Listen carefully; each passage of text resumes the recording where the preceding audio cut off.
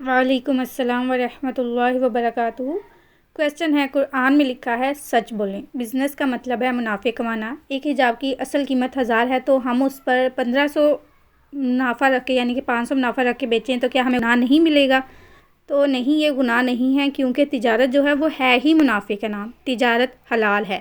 قرآن میں سورۃ البقرہ آیت 275 میں اللہ نے تجارت کو حلال اور سود کو حرام قرار دیا ہے۔ تو یہ آیت بتاتی ہے کہ خرید و فروخت میں نفع لینا جائز ہے، لیکن کچھ شرائط ہیں۔ پہلی شرط یہ کہ آپ کسٹمر کو دھوکہ نہ دیں۔ بعض لوگ کہتے ہیں کہ میں نے یہ 100 کی لی تو آپ کو 130 کی دے رہا ہوں، بس 30 روپے رکھ کر آپ کو بیچ رہا ہوں، حالانکہ وہ اس سے زیادہ نفع رکھ رہا ہوتا ہے۔ تو یہ جھوٹ ہے جو کہ آپ کے نفع کو حرام کر دیتا ہے۔ تو جھوٹ نہ ہو، دھوکہ نہ ہو۔ دوسری شرط یہ ہے کہ لوگوں کی مجبوری سے ناجائز فائدہ نہ اٹھایا جائے۔ جیسے اب آپ دیکھیں کوئی چیز جو صرف آپ کے پاس سے ہی ملے گی، کہیں اور سے نہیں، اور یہ بات آپ کو پتہ ہے تو آپ خریدار کو دوگنا قیمت پر دیں گے۔